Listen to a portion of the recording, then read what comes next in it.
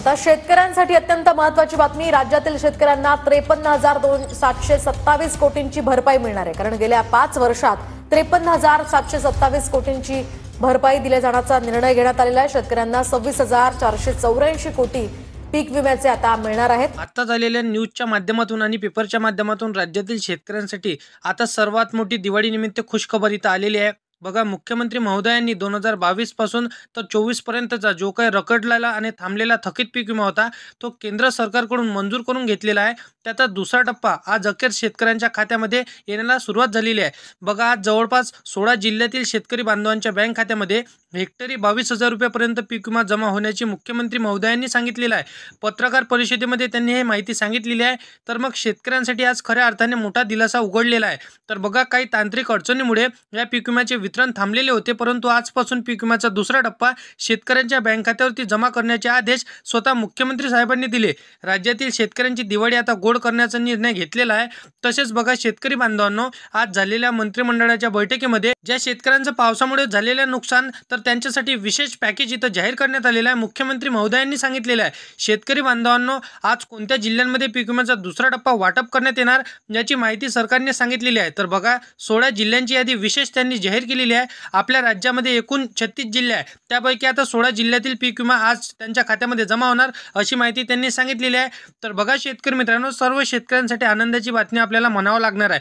16 जिल्ह्यांमध्ये आता राहिलेल्या आणि जे राहिलेले जिल्हे असणार आहे तर त्या जिल्ह्यांमध्ये 2 ते 3 दिवसांनी वाटप चालणार आहे। ते देखील मी व्हिडिओमध्ये तुम्हाला लगेच सांगतो, व्हिडिओला शेवटपर्यंत नक्की बघा। राज्य सरकारकडे हा निधी उपलब्ध नव्हता, त्यांनी आता केंद्र सरकारकडून हा निधी मागवलेला आहे। लाडकी बहीण योजनेचं वितरण करण्यासाठी त्यांच्याकडे हा निधी उपलब्ध नव्हता, म्हणून त्यांनी आता पीक विमा संदर्भातील देखील हा निधी त्यांनी मागवलेला आहे। तर बघा शेतकरी मित्रांनो, अखेर शेतकऱ्यांसाठी 1200 रुपये कोटीची निधी त्यांनी आता मागवलेली आहे। सर्व शेतकऱ्यांच्या खात्यामध्ये हेक्टरी 22,000 रुपये त्यांनी टाकण्याचा निर्णय घेतलेला आहे।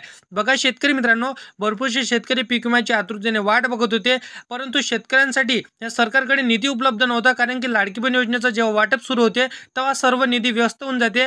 तर त्या सर्व निधीला आता पूर्तता केलेली आहे आणि सर्व शेतकऱ्यांच्या खात्यामध्ये या 16 जिल्ह्यांमध्ये पैसे टाकण्याचा ऑर्डर स्वतः मुख्यमंत्री महोदयांनी दिलेला आहे। बघा शेतकरी मित्रांनो, अखेर शेतकऱ्यांची दिवाळी आता गोड करण्याचं त्यांनी ठरवलेलं आहे। मुख्यमंत्र्यांचा पीक विमा सोडण्याचा आदेश त्यांनी स्वतः दिलेला आहे। आज शेतकऱ्यांच्या बँक खात्यामध्ये कोणत्याही परिस्थितीमध्ये पीक विमा जमा होणार अशी माहिती सरकारने सांगितली। तर मग या 16 जिल्ह्यांमध्येच हा पीक विमा आजच्या दिवशी जमा होणार आहे अशी माहिती त्यांनी सांगितलेली आहे। गेल्या काही महिन्याभरापासून भरपूरसे शेतकरी पीक विम्याची वाट बघत होते, परंतु पीक विमा त्यांच्या खात्यावरती जमा झाला नव्हता।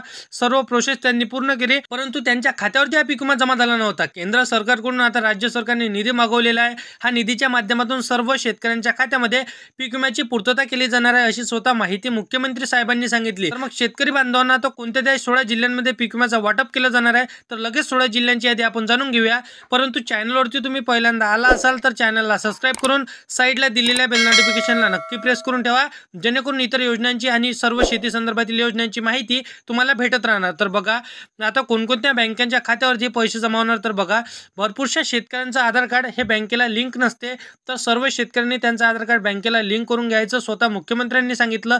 म्हणजे डीबीडीच्या माध्यमातून तुमच्या खात्यावरती पैसे जमा होणार। ज्या शेतकऱ्यांचं आधार कार्ड 5 वर्ष 6 वर्ष 10 वर्ष पुराणं असतील तर त्या शेतकऱ्यांचं आधार कार्ड बंद पडलेलं आहे, तर त्या बंद पडलेल्या आधार कार्डच्या माध्यमातून हे जसं की बँक खात्यामध्ये पैसे जमा होत नाही अशी माहिती त्यांनी स्वतः सांगितलेली आहे।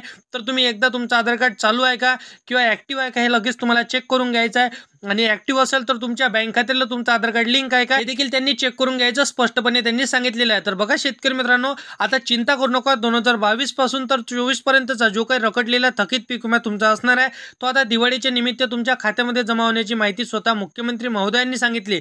मग पत्रकार परिषदेमध्ये 16 जिल्ह्यांची यादी त्यांनी स्पष्टपणे सांगितलेली आहे। या 16 जिल्ह्यांमध्ये तुमच्या खात्यामध्ये हा पीक विमा जमा होण्याची माहिती देखील त्यांनी स्पष्टपणे सांगितली। दिवाळी निमित्त सर्व शेतकऱ्यांच्या बँकेच्या खात्यावरती पैसे जमा होणार। बघा 20 तारखेला दिवाळी आहे, तर 20 तारखेला सर्व शेतकऱ्यांच्या खात्यामध्ये हे पैसे जमा होण्याची माहिती त्यांनी सांगितलेली आहे।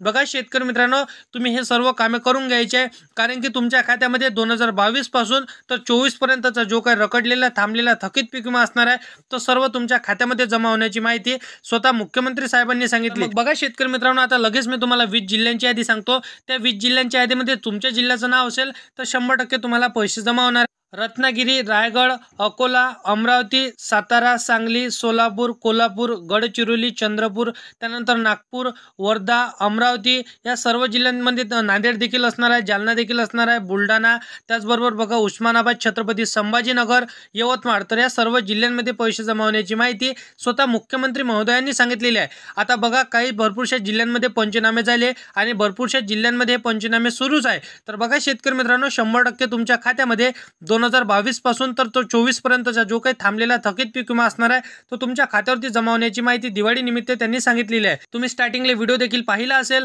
की तुमच्या खात्यामध्ये किती रुपये तुम्हाला जमा होणार आहे. तर बघा शेतकरी मित्रांनो, आता काही ठराविक बँकेमध्ये हा निधी जमा होण्याची माहिती त्यांनी स्वतः सांगितलेली आहे की सर्वात आधी कोणत्या बँकेमध्ये पैसे जमा होत असतो. तर बघा शेतकरी मित्रांनो, भरपूरशा शेतकऱ्यांचं खातं हे स्टेट बँक ऑफ इंडियामध्ये आहे, बँक ऑफ इंडियामध्ये आहे, बँक ऑफ बडोदामध्ये आहे. त्याच प्रकारे बघा इंडियन पोस्ट पेमेंट बँक आणि ICICI bank, Kotak Mahindra bank, त्यात सर्व बँकेमध्ये भरपूरशा शेतकऱ्यांचं खातं हे जास्त मात्रामध्ये उघडलेलं आहे. तर या सर्व शेतकऱ्यांच्या खात्यामध्ये पोस्ट पेमेंट बँक आणि स्टेट बँक ऑफ इंडिया आणि बँक ऑफ बडोदा, तर या बँकेमध्ये सर्वात आधी पैसे जमा होत असते. फक्त तुमच्या बँकेचं खातं आणि तुमचं आधार कार्ड तुमच्या बँकेच्या खात्याला लिंक असणे आवश्यक असणार आहे आणि सर्व तुमचे खाते व्यवहार तुमचे चालू असायला पाहिजे, तरच तुमच्या खात्यावरती पैसे जमा होण्याची माहिती स्वतः त्यांनी सांगितलेली आहे. बाकी सर्व शेतकऱ्यांच्या खात्यामध्ये हा दिवाळी निमित्त निधी जमा होण्याची माहिती देखील त्यांनी स्पष्टपणे सांगितली. तर लवकरात लवकर तुमच्या खात्यामध्ये पैसे जमा होणार आहे.